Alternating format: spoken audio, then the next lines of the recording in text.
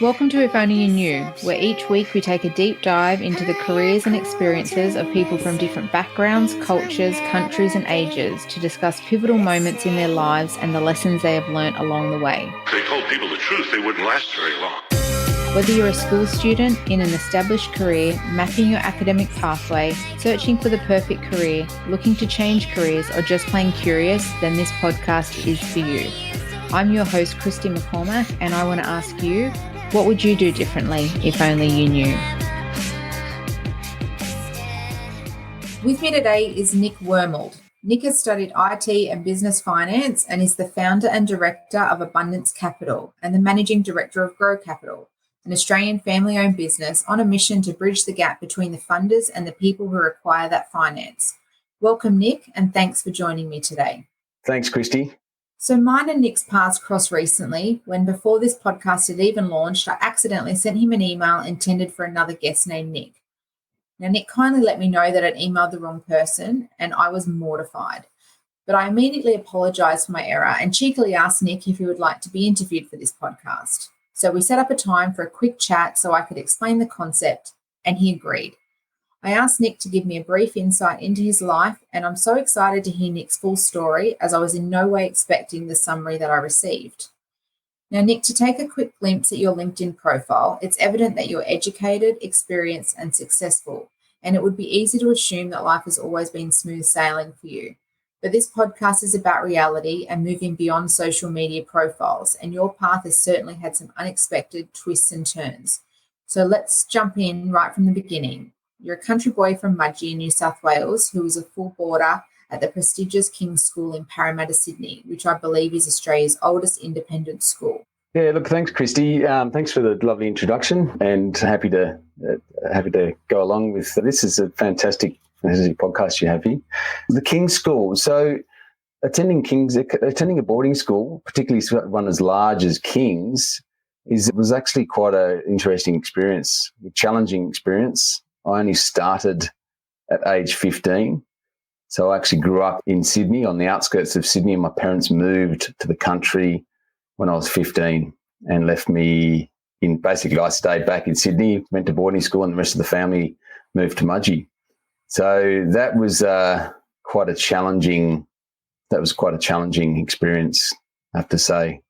Being a city boy, I was a country boy. We're living on 5 acres in Sydney, but moved out to the real rural sector, and most of the people in the boarding house were from massive cattle stations around and cotton farmers and the like. So big challenge, but something that I overcome. So was everybody at King's a boarder or just some of the students? Back then, I think from memory, there was 1,200 boarders and about 500 what they call day boys. So vast majority of the houses were boarding houses, and there was a bunch of sort of local Sydney day boys as well. So it was a big mix. Was there any sort of divide between the boarders and the day students? Yeah, absolutely. Between the kids, yes, there was a big divide. Yeah, the day boys were kind of seen as the city kids, whereas all the boarders were country folk, down to earth, a lot harder. They all played rugby. So, yeah, there's a big divide, absolutely. And how hard was it living away from your parents? Yeah, that was a challenge. At age 15, I thought it was exciting at the time, and then once the reality set in and I was dumped at the boarding house, Mum and Dad drove off, it was like, wow, this is pretty full on. A lot of school terms, I wouldn't actually see them throughout the term. So I would just, because they were quite busy setting up a new business up in Mudgee and doing like a native tree nursery. So I would only see them in school holidays. That was a challenge, I have to say. Did you have siblings growing up? Yes. I've got a younger sister and a younger brother. So I'm the eldest. Both of my sister and brother went to the local public school in Mudgee, and yeah, they were offered private school educations for 5 or 10 seconds, and they rejected that, and on it went. So, why did you take up private education?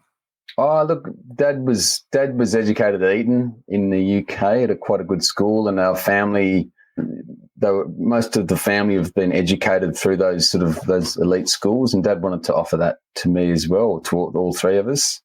And I just jumped on it. That's one of my strong points, I think, going through life is jumping on opportunities. Yeah, definitely. I think as we sort of go through your story with the summary that you sort of briefed me with, you definitely seem to take advantage of the opportunities as they arise. So it's probably started then. So it's fantastic. Yeah. Now, what did you want to do when you finished high school? So that's a challenge. That was a challenge at the time. I really didn't know what I wanted to do. I was unsure. I had a few different paths. Maybe my parents they had vineyards. So they were in the wine industry. They ran a native tree nursery on the same property. So I looked at viticulture. I looked at a few different things, but I was really unsure what I wanted to do. That was a challenge. So how supportive was your high school, and how much guidance did they sort of give you to decide on what you wanted to do after you graduated? King's was amazing, I have to say. I spent 2 years there, the last 2 years of school. And it was a pretty transformative experience. Regular high school in Sydney versus, one of the best schools in Australia, arguably. Yeah, definitely a truckload of support. I just didn't know what I wanted to do. So they put me down the path that they thought would be the right path. And, I didn't follow it. Was there an expectation, obviously, with your, parents being highly educated and your dad going to Eton, that you would go to university straight after school? Yeah, there was a little bit. Mum and Dad are pretty pragmatic. Then they saw that I wasn't a typical student, very kinesthetic, hands-on, not necessarily tradie hands-on, more, I just learn through experience. So they didn't put any pressure on me. I applied for a few university courses and didn't get the ones I wanted. And then my parents booked me into to do a stock and station skills course up in Katherine in the Northern Territory, which started my journey. Yeah, that's a huge move up to Northern Territory. And you said you became a Jackaroo on a 2 million acre cattle station. Well, the college was before that. It was, that was old off. Yeah. Wow. So you moved from that then. Was that sort of like an intro into it? And is that something that you sort of wanted to move into? Yeah. Oh, the whole family thought that I was kind of misguided and that would be the right thing to do, harden me up a little bit. Mm-hmm. And I literally just jumped on a bus with $40 in my pocket. 3 days, very quickly ran out of money. 3 days on the bus up to Katherine and, as an 18-year-old and straight into the college. Did that for 3 months and then they actually was it 3 months and then they placed me on a cattle station called Kurundi Station just south of Tennant Creek. That was wild. A 2 million acre cattle station in Northern Territory could possibly be one of the most remote places in all of Australia. Yeah. So could you give the listeners a little bit of an insight into how remote this actually was? Yeah, that was a huge outside the comfort zone experience for me.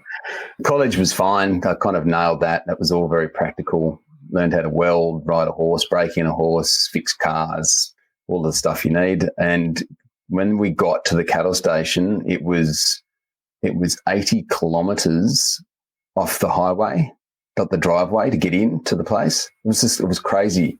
The expanse of this place, it was massive, run by a family, lovely family. They had two Jackaroos. It's me and another guy from the college and some truck drivers and helpers, but basically that was it. This property was about 150 kilometres from end to end. And vast, sort of untapped. It was a cattle station that had been run down. An old guy owned it, and he died and passed. Basically before he died, he sold it to his family. So there was a whole heap of scrub cattle, wild cattle that had grown and been bred out in the bush. And our job was to go and round up that wild cattle, truck it down to Alice Springs to the sale yards, buy new cattle and restock it with good cattle. So it was wild. How hard was that to adjust from being, in the city to ending up in that remoteness? That was very challenging. It was we were doing sort of 100 hours a week on average, up very early in the morning, taking helicopters out into the bush and mustering cattle with bull catcher, like wild sort of Mad Max style vehicles, helicopters, and we were coming up against the cattle, these scrub bulls that were 1,200 kilos, like huge animals, way bigger than what you see in the sale yards, the normal cattle, with big Hereford horns, and they were coming into the yards. It was dangerous. They're taking on the helicopters. I had one come up beside me when I was driving a bull catcher. With these bull catchers, you could kind of just ram them through the gate. These animals were big. They were heavier than the vehicles. And this one time, the horn came through the side of the door, which was welded steel plate, and actually punched through the steel plate and he lifted with his head and lifted the vehicle, came up off the ground and dropped back down again. And it was just I was at the beginning, and I was a young kid, and it kind of shook me around a little bit, but it was wild. We were sent into the yards with these things, with a little stick to try and shoo them into the... That just blows my mind. My dad had cattle, and they're really quite intimidating, so I can't imagine how much more than being wild. They'd just be it'd just be insane. They froth, like they see a human, it's like, what on earth are you? I'm going to try and hurt you. And they would come running at the yards. You had to be very careful. When one of those big scrub bulls hit the yards, the side of fence, these were they were like yards that we would pick up and move. So they were different panels, quite strong, but they would hit this, and they could move at 5 meters. If you were standing on the other side of it, it could kill you. It's a steel fence would hit you, but they would hit it like a freight train. So you had to either be up on top where you'd be thrown off into the bush, or be very away, a long way away from it. So the amount of times that we've just dived over the fence literally leapt over as the scrub bull hit the fence being chased. It's crazy. It was crazy. So do you think being young sort of helped you be able to do such a difficult and, life-threatening role? Yeah, I don't know if you could do that these days. OH&S. I wonder what OH&S would actually do with that. That'd be interesting. It was so dangerous. Everything we did was just wild danger. That's crazy. Now, you were there for a few years before moving on. So what was your main driver for deciding to leave?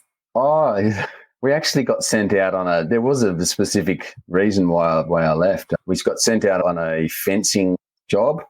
So there was 140 kilometres of fence line that we had to run along and fix.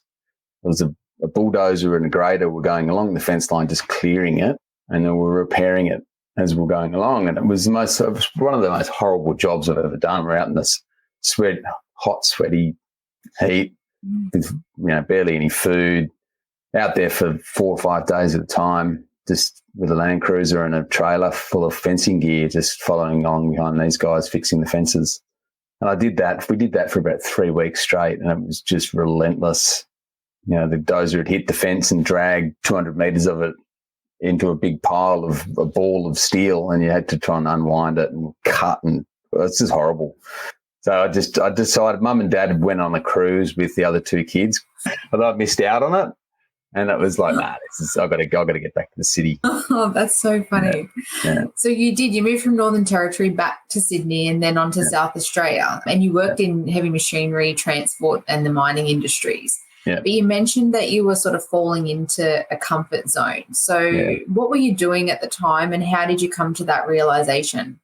I was just good at everything I did, and it wasn't very challenging, driving trucks, driving equipment. It was enjoyable, but it was boring stuff. A lot of guys just love that stuff. It just drives me nuts. Not using your brain. Yeah, so that was really the comfort zone. I just kind of fell into that, and I was making lots of money, and I just wanted something different. Yeah, just wanted to change. So you wanted to change, but did you know what that change was? Not really, no. This was South Australia and Sydney, and driving equipment in Sydney, and then it was before South Australia. It was after South Australia. I had to make a decision, and my wife, who was my girlfriend at the time, had a really good job in Sydney with a fund manager, and I said, let's go to Perth. There's lots of mining over there. Let's move over to WA. just pack everything up and go. It's just the spur of the moment. She agreed and away we went. So that was big, yeah. Yeah, that's another big move right across the country. Now, when you're in Perth, you went on to study technology and you also started your first business, an IT consultancy. So what made you sort of decide to hit the books again? Just wanted to study. I did worked in the mines a little bit over there, made a little bit of money, but it was once again, it was the same thing. It's just mindless. So one day I flipped a coin. I wanted to either do engineering, civil engineering, or IT, which was burgeoning at the time.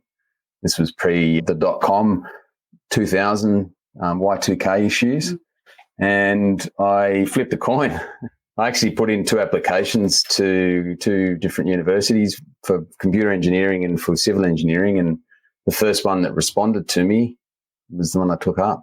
Do you think that's just something that you're able to just get away with when you're young, is just being able to be, quite flippant about what you do? Or flippant when I think about it, but it's just, I like to do things like that and kind of just let the universe guide me.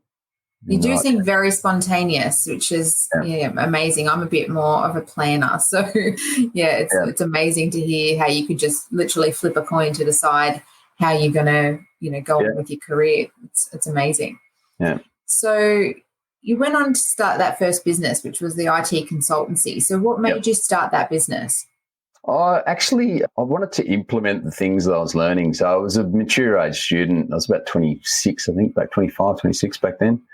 And I knew how businesses ran generally, and just started a business, basically. It's really quite simple. It was a computer, just helping people with their computer problems and companies with their computer issues and servers and networks and everything I was learning at the time. And, make some money. Did you find the things that you were learning in university really translated into the business world? Yeah. Yeah, they were teaching me everything I needed to know. So business, how to run a business, how to manage a business, how to market. They taught me everything.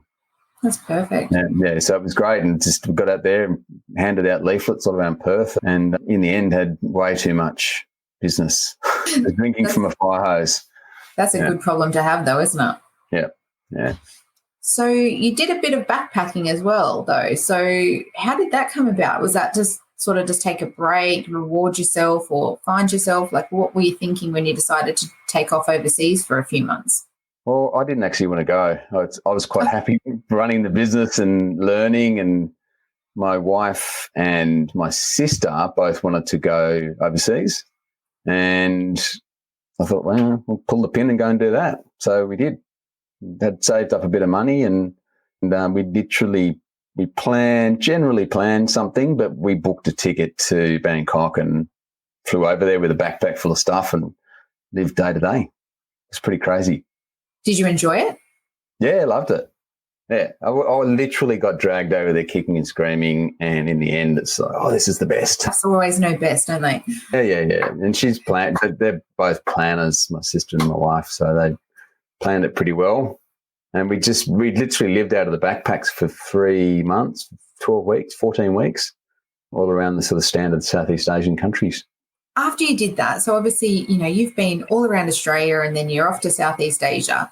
Yeah. But then you ended up working for the British government in the UK, and you made a comment in your email to me that you were really outside of your comfort zone, like big time, I think was the words that you used.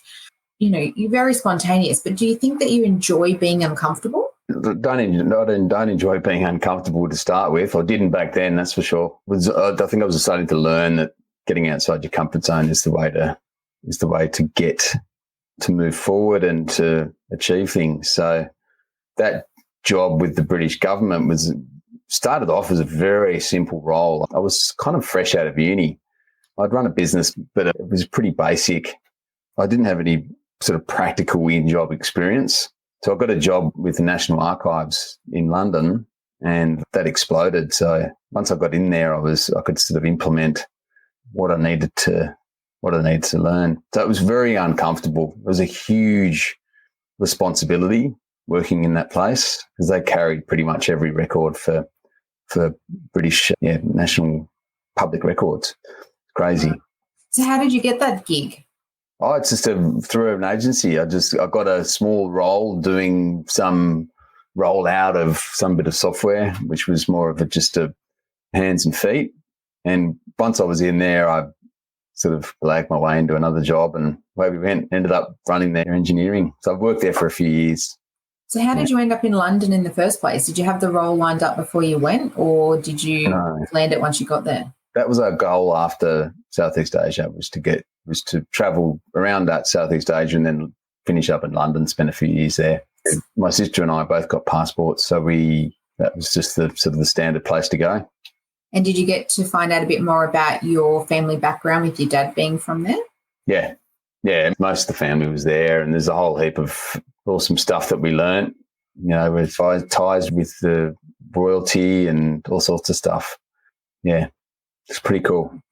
So you were there with the National Archives and the UK government for a few years, and then you moved on to a large global company, still working in the same space. Yeah. But midway through this tenure, you started a serious home brewery, and you mentioned that booze became a really big problem for you. Yeah. Now, I firstly just want to say, thank you so much for admitting to something so personal, because alcohol is so deeply ingrained in Australian culture that it's really not easy to admit that. And if you're a non-drinker here in Australia, people think that you're absolutely bonkers. They think there's something wrong with you, which is really sad. But on reflection, was alcohol an issue before you started your brewery, or did it become a problem once you started brewing your own? Yeah, it was all on reflection. It's absolutely a problem. I guess starting from the days of being up in the Northern Territory, you drink a lot, smoke a lot. So, I was a heavy smoker and drank a lot. But the smoking went away when I was in London. We got rid of that, gave that up. And drinking just kind of, it was a real problem. Once I started brewing beer, and it was home brewing, but it was sort of semi-serious, my plan to actually start a brewery. And, it just really I just saw the writing on the wall, I guess. What was going on in your life at the time? Like when you decided to start brewing your own beer and doing that, like was there a driver for that? The brewing? That was actually a spontaneous thing. I met my next door neighbour was brewing beer, and I always smelt this funny malty smell. And then I met one of my mates. He became really one of my best mates. He also brewed, and so these two guys, they showed me how to do it, and I just loved it. I loved the technical side of it, and it was quite an art. So did it taste good being your own? Well, I just had both to make beer for everyone. It was crazy. Take crates of beer around all my mates, and it was good fun. Yeah. So you told me that you were in sort of autopilot and in a bit of a dead zone professionally during this time and while your kids were young. Yeah. And you took that time to reflect and plan for the future. Now, the stresses on working mums are often spoken of, but they're just as real for dads, and they barely get a murmur. Like really, people just don't want to talk about it. So do you think that you had the support you needed as a working dad with two young kids? Yep. Yeah, look, I think I did. My wife and I supported each other pretty well, got through that stuff. Parents are all up in Mudgee, so there wasn't much support there, but we got through it pretty well. Did you have support from your workplaces as well, or just each other? Yeah. The workplace was actually pretty good. I was in the corporate world. The kids were quite young when I gave up drinking. They were probably like 8 and 10, so they knew what was going on. They can reflect now and look at Dad's decision to stop drinking. They remember that, which is pretty powerful, and hopefully that'll lead on to them making good decisions in the future as well. Definitely. Yeah. So you left your corporate gig, gave up alcohol and brewing, and started meditation and mindfulness. And then you joined your best mate from school to start Grow Capital. And as you said, you left your comfort zone for good. So was this a purposeful decision? And what was the catalyst for this change? Yeah, it's pretty funny. So Gus was my best mate at school and best man at my wedding. And so we've been friends forever. He went into the corporate, into the finance space, and I was in the IT space. So I was lulling along in this kind of comfortable space, making lots of money, I could do the job, blindfolded pretty easily. No job satisfaction whatsoever. big company, didn't really care about anyone. And I'd actually had enough. The kids were getting to the age where I could actually go and do something a little bit more challenging. And it was on a Wednesday afternoon, and something happened at work, and I just, screw this, I'm out of here, I'm leaving early. So I walked out of there at 2:30 in the afternoon, and Martin Place, and I was walking down the end of Martin Place. There used to be a bar across the other side of George Street in Sydney called 333, and as I walked across the road, I noticed Gus was sitting there at one of the tables. So last time I'd spoken to him, he was working for CBA as the state manager for commercial origination. And so I went over and said, "How you doing? What are you doing?" And he goes, "I've jumped out of the corporate world and I'm starting a broker business, finance." Wow. And I went, "Oh, wow, that's awesome. Can I join?" Because literally that day I'd go, "All right, I'm going to have to go and find another job, do something." And he said, "Yeah, why not? Let's do it. I need someone with technical IT skills, and you've run businesses before, you understand it. Let's make it happen." So literally it was it wasn't a spur of the moment, but it was the stars aligned at that moment. Yeah, it was very powerful. But even when I think back to it, it sends shivers down my spine how formative. Now, how did your wife and children react to so much change in your life? You said before that your kids know when you gave up alcohol. How did they deal with everything going on in your life at that time? Yeah, my wife she's been supportive through the whole process. It's been challenged, so a lot of learning, studying, and struggling with a new business. But they've been there the whole time. The kids really, for them, it's more dad's around all the time. He can pick me up, drop me off, and he's always here. So I pretty much work out of a home office. But my wife's, she's been supporting me the whole way through. It's been good. So it sounds like it was a real positive change for you. Yeah, it was definitely a positive change. Yeah, in every way. So how did the meditation and mindfulness piece come about? Was that before this happened or at the same time or just after? So I started toying with I gave up drinking. Oh, geez, it was just before. I gave up drinking after I had decided to do this with Gus. So I had to have a bit of a spin-up time with training and studying. It was about 6 months prior to starting, and I gave up drinking in that time, going, you know what, I need to prove to myself that I can do this because it's pretty big. So if I give up alcohol, that can be an anchor. I can do that. I can pretty much do anything. And so, I've just lost my train of thought. Sorry. What was that question again? That's okay. So how your mindfulness and meditation came about? Yeah. So the mindfulness and meditation, I've been kind of toying with that over the last 10 years. And when I gave up drinking, I started reading a lot of books around self-awareness and meditation and mindfulness, breathing and yoga. So I just started doing that, little bits in here, little bits of that, bits and pieces. And it started making a massive impact on me personally, a lot calmer, and it's like the core, the bridgestone now of my whole existence is this mindfulness practice that I do daily. It's massive. So I tried meditation when I was younger, and at the time I thought it was just ridiculous. I couldn't get into it. But then as I got older, I understood it a lot more, and I think in hindsight, I wish I'd have placed more of an importance on it. How do you feel about that? Do you sort of wish that you had found it a bit earlier? Yeah, absolutely. The breathing and the meditation, and look, I don't do a traditional sitting style meditation. It's a clearing of the mind that happens. So I can be doing it when I'm riding my mountain bike, or it happens all over the place. But that's something that I wish I'd really taken that up earlier. I could have been a lot calmer as a young father. And it's something that I want the kids to really know. I come out to my office and meditate in the morning and at night, and they know that. Yeah. Do you get them involved? They won't do it.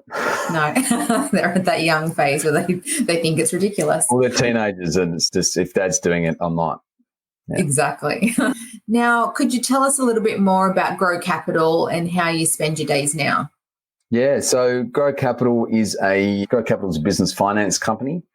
So we help business owners grow their companies through the right sort of application of business finance. So we're looking at unlocking growth in businesses and helping business owners to get financial freedom, which is the whole idea of the word Grow Capital. So we've got a team of about 15 around Australia now, and previous to COVID, the days were we would probably spend 2 or 3 days a week we had an office in the CBD, spend 2 or 3 days a week there, and the rest of the time be out visiting clients. It's changed a little bit now. So Gus is living down in Bowral, and he's got a home office set up down there, and I've got a proper office set up here now. And we do a lot of work. Is all done over video conference now. So it's saving us a truckload of time in driving around and meeting clients.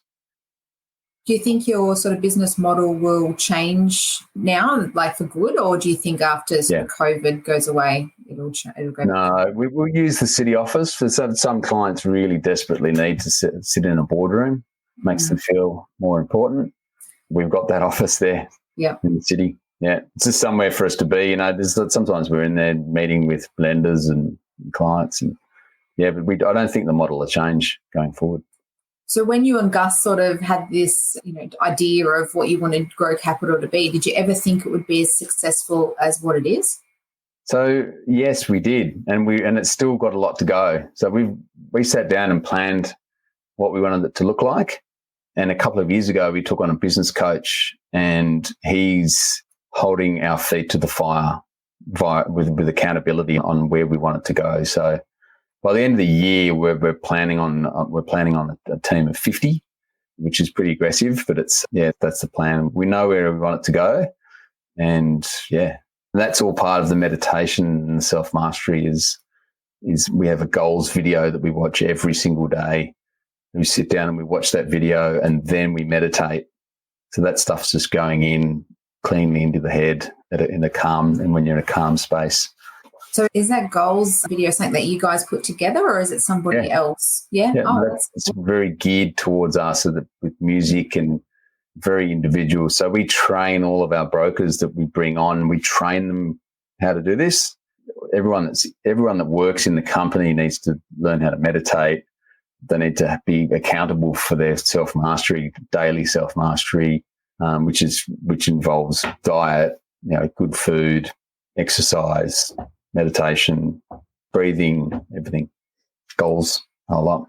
Absolutely fantastic, because, finance is generally looked at as really high pressure, high stress, alcohol, bad food, things like that, always having something on the run and missing lunches.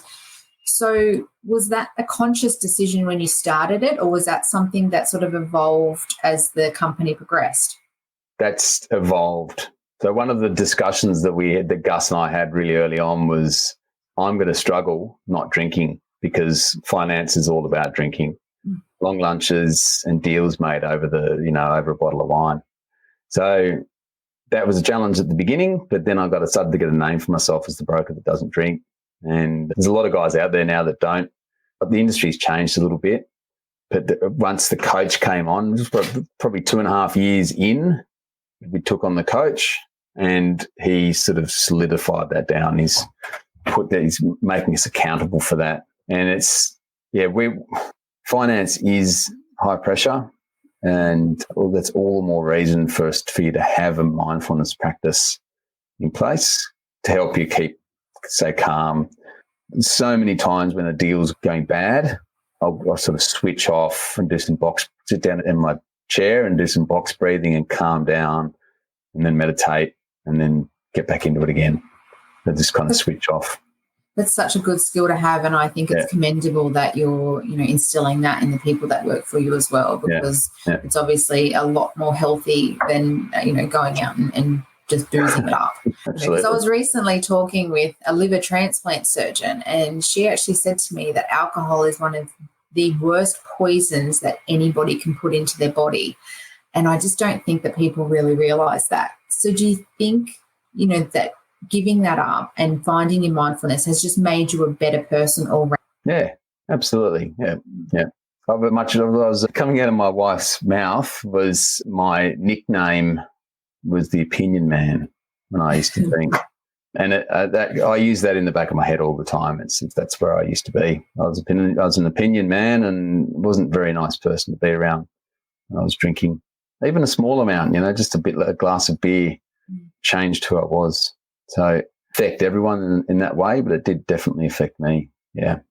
It's longevity as well. So it's that the alcohol is a poison. It is going to shorten the amount of time you have on this little planet. Absolutely. Now, you seem like you're in a really good place, both personally and professionally now. So What's next for Nick? What's next? So growing this business, I've got a few business investments that I've got going. I want to keep that up.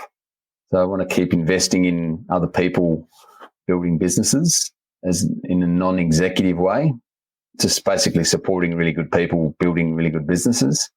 I've got a couple of books that I'm in the process of looking at writing, and growing Grow Capital is really the big thing, the big driver, I guess, in the centre. I also do a lot of biohacking, which is quite an edgy thing at the moment, but it's there's a lot of health and wellness and longevity stuff that comes out of that, which is amazing. Oh, okay. It sounds like everything's looking up and it's looking really exciting for you. So, I can't wait to see these books come out. That's awesome. Yeah. I'm so glad that I accidentally sent you that email because, we wouldn't have never, met in person or over the internet anyway. I just want to say you've experienced so much change through your life and have really shown that there's more to people than meet the eye. And, you said in your original email that I think something to the effect of that you felt like you were really exposing yourself.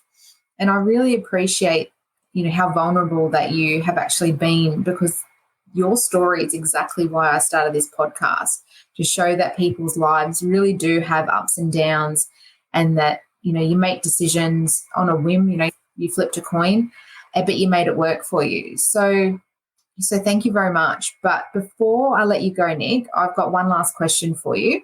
What would you do differently if only you knew? What would I do differently? So if I knew, I would take the practice. If it was one thing, I'd take the practice of meditation and mindfulness, and I would hand that in a nice little neat package to my 18-year-old self and say, take this and run with it.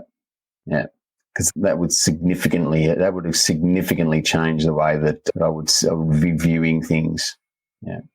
That's excellent. And I hope that your kids listen to this and that they hear it and maybe take that advice on board without actually telling you that they're doing that.